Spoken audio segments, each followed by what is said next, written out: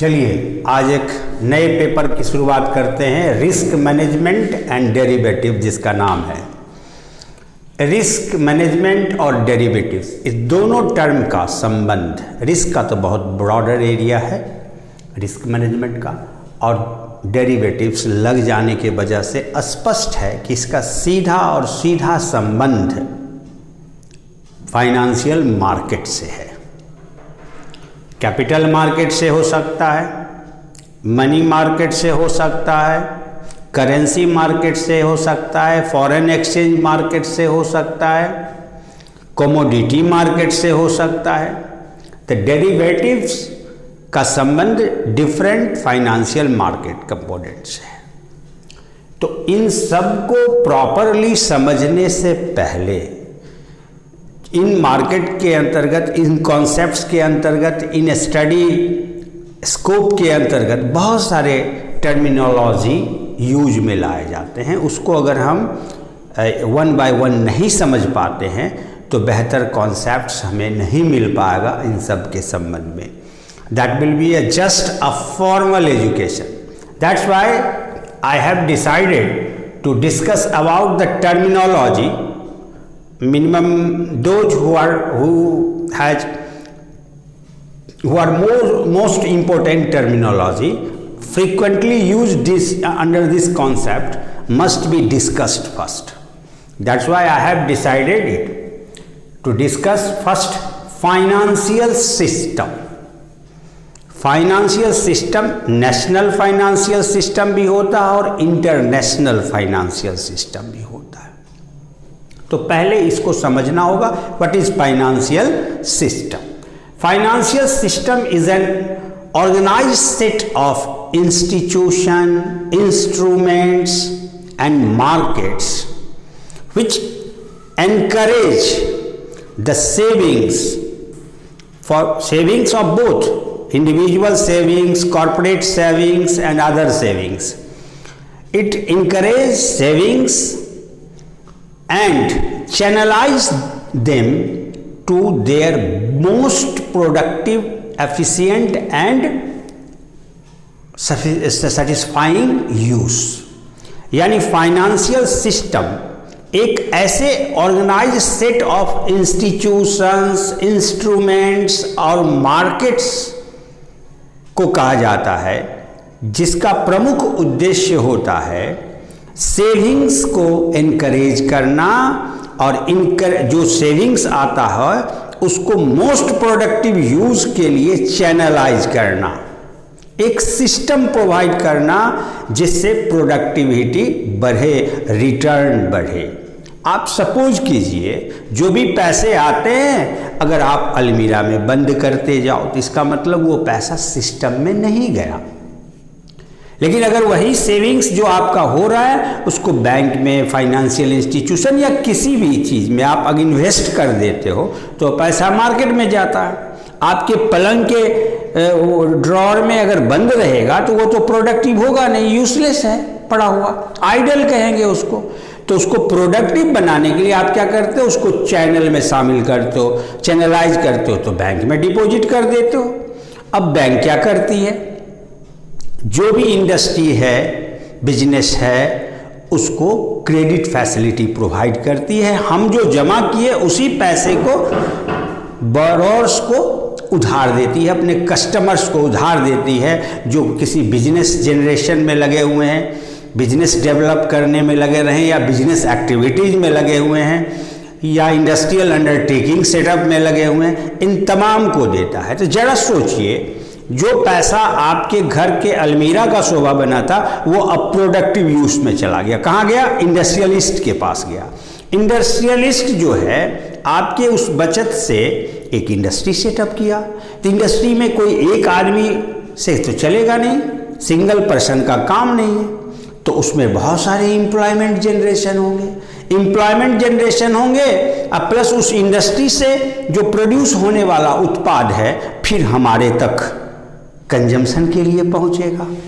तो जैसे जैसे डिमांड बढ़ेगा इंडस्ट्री का ग्रोथ होगा, इंडस्ट्री का एक्सपेंशन होगा, वैसे वैसे एम्प्लॉयमेंट जनरेशन होगा। एम्प्लॉयमेंट जनरेशन होगा तो जिस घर में पैसा नहीं पहुंच रहा था किसी भी इनकम में एम्प्लॉयमेंट की वजह से, उसके घर में जाएगा, वो डिमांड क्रिएट करेगा, चूंकि उसके पास अब परचेजिंग पावर आ गया, तो फिर डिमांड बढ़ने से फिर नए इंडस्ट्री नए ग्रो करेंगे, न्यू इंट्रेंट्स होगा, फिर उसको आपके सेविंग्स का उसको पैसा जो आप बैंक, फाइनेंशियल इंस्टीट्यूशन, इंटरमीडिएरीज कहीं भी इन्वेस्ट रखे हैं, ये इंश्योरेंस सेक्टर में, सब पैसा कहाँ जाता है? ये बिजनेस के ग्रोथ के लिए जाता है। तो ये सब इंटरलिंक्ड है। तो इसी सिस्टम को ऑर्गेनाइज्ड वे में चलाया जाता है, चलता है जब, ताकि मार्केट की लिक्विडिटी बनी रहे, मार्केट में किसी भी प्रकार का फ्लो में बाधा नहीं आए, जो तेजी मंदी का जो दौर है उसको मिनिमाइज किया जा सके, मार्केट को स्टेबलाइज किया जा सके, ग्रोइंग सेटअप दिया जा सके। इसके लिए फंड का चैनलाइजेशन, सेविंग्स का चैनलाइजेशन आवश्यक होता है। तो financial system is an organised set of institution, instruments. Institution का मतलब कमर्शियल बैंक्स है, इंडस्ट्रियल बैंक्स है, बहुत सारे बैंकिंग है, इंटरमीडियरीज है, इंश्योरेंस कंपनीज है, कॉरपोरेशन है, ये तमाम जो हैं वो ऑर्गेनाइज्ड हैं, जो बैंक्स वगैरह हैं, है ना, आरबीआई है, स्टेट बैंक ऑफ इंडिया है, अदर कॉमर्शियल बैंक्स है, मर्चेंट बैंक है, ये सारे इंटरमीडियरीज और फाइनेंशियल इंस्टीट्यूशंस हैं। वो बैंकिंग भी हो सकते हैं, नॉन बैंकिंग भी हो सकते हैं। ये तमाम इंस्टीट्यूशन और इंस्ट्रूमेंट्स में जो different types of financial securities, short term securities, long term securities, capital market में, मनी मार्केट में जो रन कर रहा होता है, उसी को इंस्ट्रूमेंट्स कहा जाता है, फाइनेंशियल इंस्ट्रूमेंट्स कहा जाता है। तो instruments and markets, financial market में, कैपिटल मार्केट में, primary market, secondary capital market, money market, foreign exchange market, different market setup भी है इसके अंतर्गत। इसीलिए कहा जाता है financial system is an organised set of institutions, instruments and markets that encourage savings and channelize them to their most efficient, productive and satisfying use.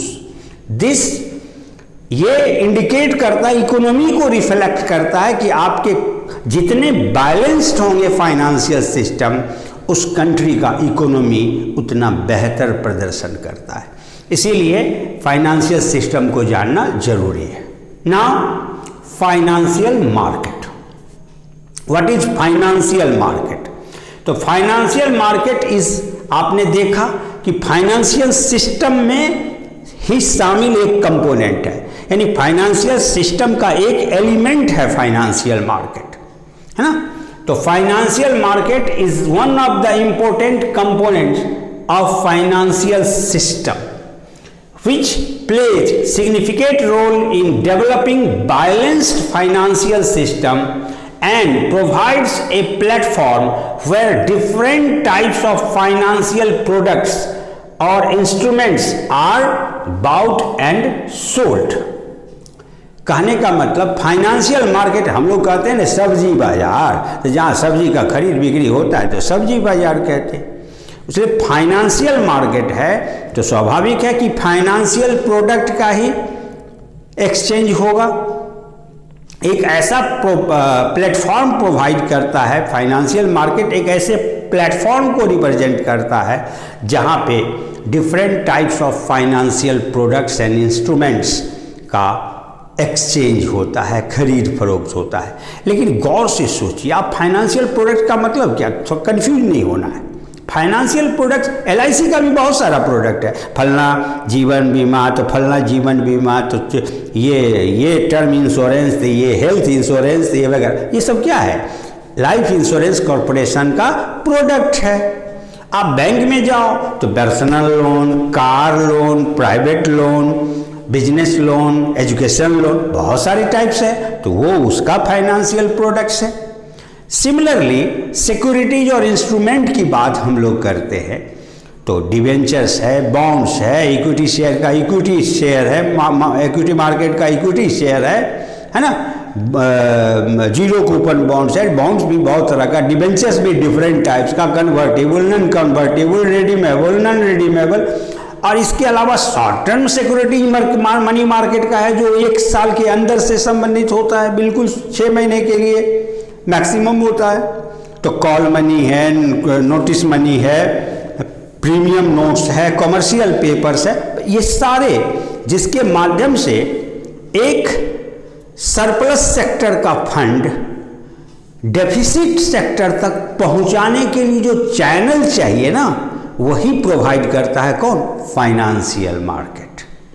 इसीलिए lastly हमने कहा कि financial, in other words, financial market facilitates transfer of funds from surplus sector, यानी lender, हमारे पास पैसा surplus है, कहाँ लगाएं हमको पता नहीं है, तो हम चाहते हैं ऐसे जगह लगाएं जो मोस्ट प्रोडक्टिव हो, मेरे लिए ज़्यादा से ज़्यादा बेनिफिशियल हो, सेफेस्ट हो, तो हम कोशिश करेंगे।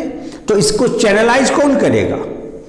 तो चैनलाइज करता है फाइनेंशियल मार्केट। छोटी छोटी सेविंग्स को हम लोग बैंक में डालते हैं, बैंक इन्वेस्ट करती है दूसरे रूप में, फिर वो लोग इन्वेस्ट करता है। इसमें इन्वेस्टमेंट और सेविंग करने वाला केवल इंडिविजुअल ही नहीं होते हैं पीपल, इसमें कॉर्पोरेट सेविंग भी है और इंडिविजुअल सेविंग भी है, फैमिली सेविंग भी है, सब कुछ आ जाता है। यानी सेविंग का मतलब अपने इनकम का जो हिस्सा आपने फ्यूचर के लिए सेव कर रखा है, तो उस बचे हुए धन का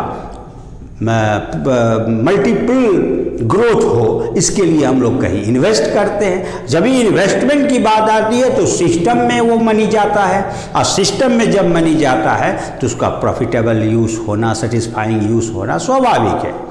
इसीलिए हमने कहा कि financial market facilitates transfer of funds from surplus sector to, यानी सरप्लस सेक्टर किसके पास है? जो उधार देने के लिए रेडी है, टू डेफिसिट सेक्टर, यानी जो उधार लेने के लिए रेडी है, उस दोनों को मिला देता है और आराम से सिस्टम चलता रहता है, और इंडस्ट्रियल बिजनेस सारे ग्रोथ को रिफ्लेक्ट करता रहता है, और फाइनली कहें तो उस कंट्री के इकोनॉमी को का मेजरमेंट स्केल के रूप में काम करता है। ओके।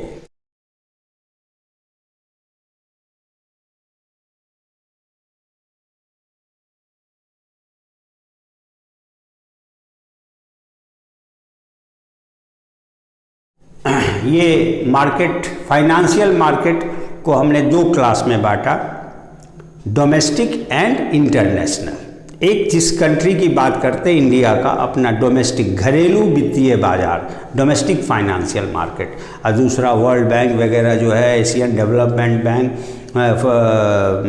क्या कहते हैं उसको, इंटरनेशनल मॉनेटरी फंड, ये सारा जो बैंक है डिफरेंट, जो नेशनल लेवल पर, इंटरनेशनल लेवल पर, तो उससे वह जो है इंटरनेशनल फाइनेंशियल सिस्टम के अंतर्गत वो मार्केट हुआ, फाइनेंशियल मार्केट। और इंडिया का अपना इंडियन फाइनेंशियल सिस्टम है, यहाँ के कल्चर, यहाँ के सिस्टम, यहाँ के स्ट्रेंथ के हिसाब से तो डोमेस्टिक फाइनेंशियल मार्केट। तो डोमेस्टिक फाइनेंशियल मार्केट को फर्दर जब हम क्लासीफाई करते हैं तो एक कैपिटल मार्केट हुआ, जहाँ से कैपिटल, ऑनर्स कैपिटल, ज़्यादातर प्रोप्राइटर्स कैपिटल, जो प्रोमोटर्स कैपिटल के रूप में मिलता है। दूसरा मनी मार्केट हुआ, जहाँ से short term financial assistance provide होता है। डेप्ट मार्केट और लोनेबल फंड मार्केट, जहाँ से लॉन्ग टर्म डेप्ट कैपिटल या बोरोड कैपिटल प्राप्त होता है। फॉरेक्स मार्केट, जब हम एक्सपोर्ट इंपोर्ट या मल्टीनेशनल कंपनी के रूप में अपने इंडिया का कोई बिजनेस सेटअप होगा, तो उसका incoming of foreign exchange and outgoing of foreign exchange, ये तमाम जो एक्सचेंज होगा विदेशी मुद्रा के जरिए, उसके लिए भी फॉरेन करेंसीज को इंडियन में, इंडियन को फॉरेन में कन्वर्ट करने के लिए फॉरेन एक्सचेंज मार्केट होता है। तो ये सारे मार्केट जो है, इसमें जो ट्रेडर्स होते हैं, जो प्लेयर्स होते हैं, वो प्लेयर्स की जो भूमिका होती है वह अपने हिसाब से हर कोई अपना प्रॉफिट रीप करना चाहता है, प्रॉफिट प्राप्त करना चाहता है। तो जहाँ पे हर कोई बैठा है प्रॉफिट अर्न करने के लिए, उसमें तो रिस्क आ ही जाएगा, है कि नहीं। हम आपसे ट्रांजैक्शन कर रहे हैं, आप किसी और के साथ कर रहे हैं, तो आप हमसे प्रॉफिट लेना, हम आपसे प्रॉफिट लेना चाहते हैं, आप किसी और से लेना चाहते हैं, तो ये उसमें रिस्क तो आना ही आना है। तो पहले मार्केट को समझें, फिर मार्केट इंस्ट्रूमेंट्स में जो डेरिवेटिव्स है वह भी एक इंस्ट्रूमेंट है मार्केट का, है ना, उसको डिटेल में जानेंगे। तो मार्केट के तौर पर हम लोग इतना समझ गए। अब ये कैपिटल मार्केट जो प्राइमरी है, सेकेंडरी स्टॉक एक्सचेंज मार्केट है, उसके बारे में हम लोग देखें। तो स्टॉक मार्केट में सिक्योरिटीज का एक्सचेंज होता है। किस चीज़ का? सिक्योरिटीज का। वो सिक्योरिटीज दो प्रकार का होता है, सिक्योरिटीज दो प्रकार का, एक ओनरशिप सिक्योरिटी और एक क्रेडिटरशिप सिक्योरिटी होता है। तो ओनरशिप सिक्योरिटी बिजनेस या कंपनी के द्वारा जो जारी किया जाता है इक्विटी शेयर फॉर्म में, प्रेफरेंस शेयर फॉर्म में, इसके परचेजर को, है ना, सब्सक्राइबर को क्या मिलता है? ओनरशिप हासिल होता है उस कॉर्पोरेट हाउस में। और जो debentures, bonds, short term securities आदि जो अल्पकाल फाइनेंशियल असिस्टेंस के लिए, लॉन्ग टर्म फाइनेंशियल असिस्टेंस के लिए आम पब्लिक से कर्ज लेना चाहती है कंपनी, चूँकि कैपिटल ज़्यादा इकट्ठा करना है, तो उस तरह के लिए जो डेब्ट इंस्ट्रूमेंट जारी किया जाता है उसको हम लोग स्टॉक मार्केट में, उसका भी एक्सचेंज होता है, कुछ का मनी मार्केट में होता है। तो इसके बारे में हम जान पाएंगे। तो खैर, चूंकि हमारा सब्जेक्ट मैटर क्या है? रिस्क मैनेजमेंट एंड डेरिवेटिव्स, यानी डेरिवेटिव से रिलेटेड जो रिस्क मैनेजमेंट है सिर्फ उसी को जानना है। लेकिन बिना ये जाने कि डेरिवेटिव्स का जन्म ही कहाँ होता है, कैसे होता है, नहीं समझ पाएंगे, फिर रिस्क को भी नहीं समझ पाएंगे। हाँ, सेकेंडरी मार्केट में, स्टॉक एक्सचेंज मार्केट में दो प्रकार का हम इसको बता सकते हैं। एक सिक्योरिटीज मार्केट है और दूसरा कमोडिटी मार्केट है। तो सिक्योरिटी मार्केट और कमोडिटी मार्केट के अपने अपने इंस्ट्रूमेंट्स हैं। जैसे सिक्योरिटीज मार्केट में हमने बताया दो प्रकार का होता है, ओनरशिप सिक्योरिटीज एंड क्रेडिटरशिप सिक्योरिटीज। फिर सिक्योरिटीज दो प्रकार का हो जाता है, लॉन्ग टर्म, शॉर्ट टर्म, वो सब अलग बात है। ये दोनों ही प्रकार के मार्केट में, चाहे सिक्योरिटीज मार्केट हो, है ना, चाहे कमोडिटी मार्केट हो, दोनों में डेरिवेटिव्स होता है। मनी मार्केट में भी डेरिवेटिव होता है, करेंसी में भी, मार्केट में भी डेरिवेटिव्स होता है। तो डेरिवेटिव्स हर जगह है। चूंकि डेरिवेटिव क्या है, थोड़ा सा परिचय उसका दे दें। ये डिराइव शब्द से बना है डेरिवेटिव, डिराइव फ्रॉम, यानी फलाना में से लिया गया, कहते हैं ना, it is derive from milk, butter is derive from milk. मक्खन कहाँ से निकलता है? तो दूध से।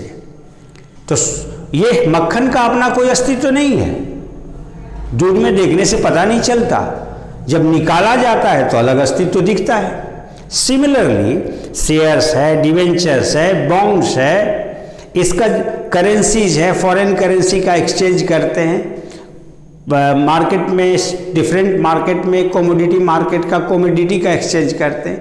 तो उसमें वो जो अंडरलाइंग एसेट है हमारे पास ऑलरेडी, जो हमारे पास है, उसमें से वो निकाला जाता है, इसीलिए डेरिवेटिव कहा जाता है। चूंकि आपके पास शेयर है, जो शेयर का वैल्यू होगा उसी पे डिपेंड करेगा कि डेरिवेटिव का वैल्यू क्या है।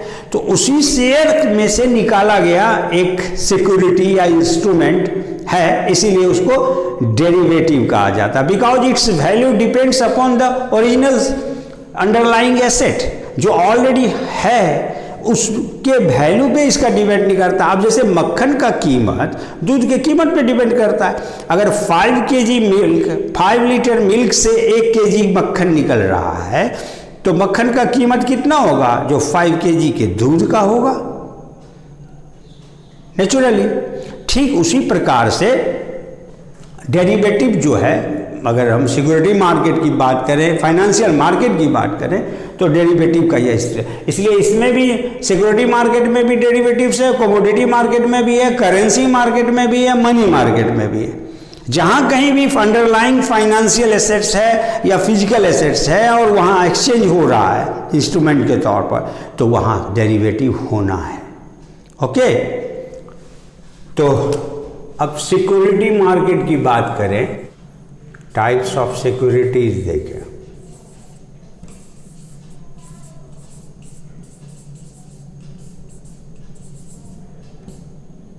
एक क्या होता है? Ownership security.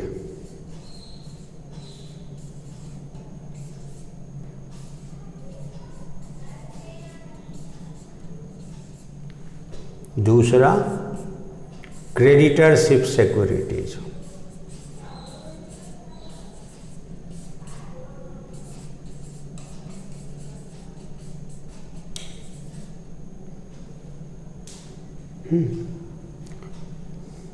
ऑनरशिप सिक्योरिटी में मुख्य रूप से शेयर्स आते हैं,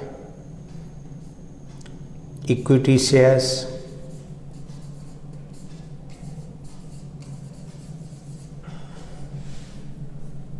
प्रेफरेंस शेयर्स,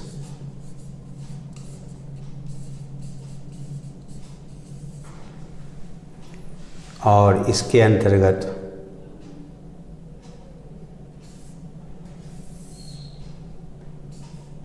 डिवेंचर्स,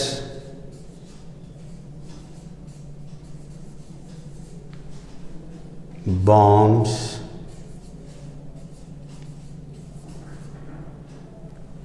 मुख्य रूप से आते हैं। अब इसको भी फर्दर क्लासिफाई किया जाए तो दो प्रकार का होता है, short term, long term security. फिर शॉर्ट टर्म सिक्योरिटी का संबंध मनी मार्केट से हो जाता है ना। तो चूंकि यहाँ पे हम लोग कैपिटल मार्केट की बात कर रहे हैं, तो कैपिटल मार्केट में डिवेंचर्स और बॉन्ड्स ये मुख्य रूप से लॉन्ग टर्म कैपिटल का सोर्स होता है, मीन्स ऑफ फाइनेंस होता है। इसीलिए दो प्रकार के बताए गए, debentures and bonds. Write down please.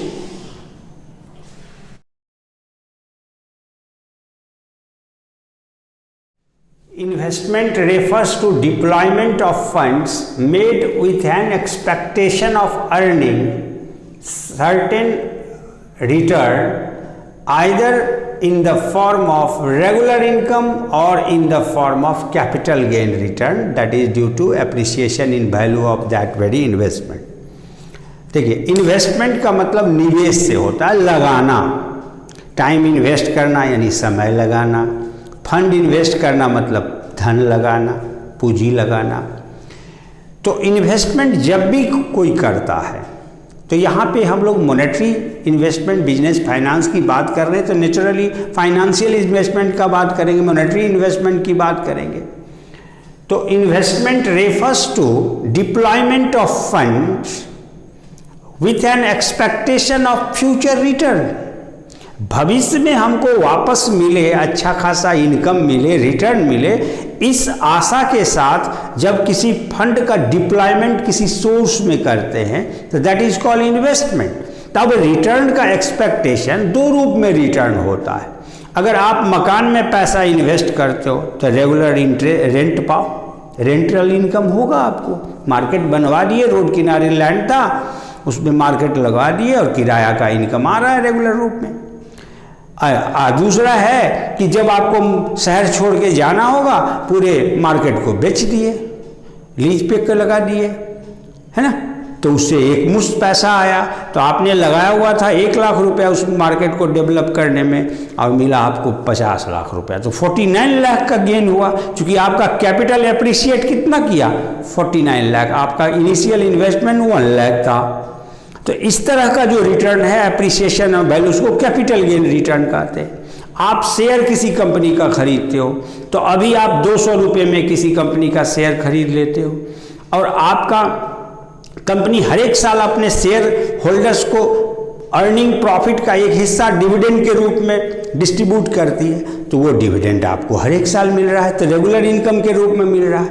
कल को उस शेयर का कीमत बढ़ के 200 के बजाय 1000 हो गया तो आपका कैपिटल कितना अप्रिशिएट किया, 800, तो वो आपका कैपिटल गेन रिटर्न हुआ। तो either in the form of regular income के रूप में रिटर्न मिला और क्या है, और in the form of capital gain return, और बोथ, दोनों, है ना। कुछ दिन हम रेगुलर इनकम लिए और उसके बाद उसको बेच दिए, तो ये दोनों प्रकार का रिटर्न आपने पाया। क्लियर है? तो इसी को इन्वेस्टमेंट कहते हैं। अब टाइप्स ऑफ इन्वेस्टमेंट देखें। अपने सेविंग्स को हम कहीं ना कहीं सेविंग से क्रिएटेड जो फंड है उसको ऐसे जगह डिप्लॉय करना चाहते हैं जहाँ से हमको रेगुलर इनकम मिले, कैपिटल गेन रिटर्न मिले, दोनों मिले, है कि नहीं, उसी को ना इन्वेस्टमेंट का है। अब ये दो प्रकार का होता है, इकोनॉमिक और फाइनेंशियल। तो ये फिजिकल यानी investment in deployment of fund in deployment of fund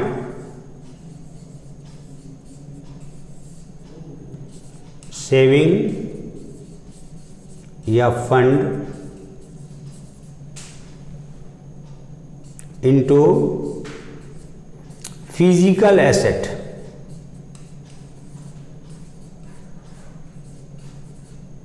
like land में लगाओ, प्लांट में लगाओ, फर्नीचर में लगाओ, बिल्डिंग में लगाओ, है ना। तो ये सब क्या कहलाएगा, इकोनॉमिक इन्वेस्टमेंट कहलाता है। और दूसरा है फाइनेंशियल यानी deployment of fund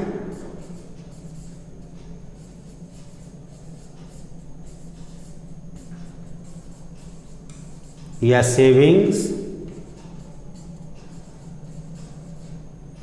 into financial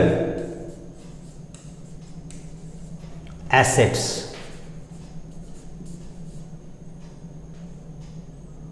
और प्रोडक्ट।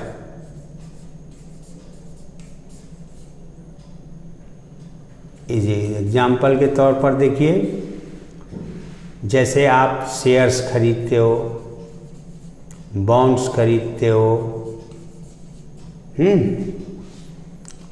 सिक्योरिटीज लेते हो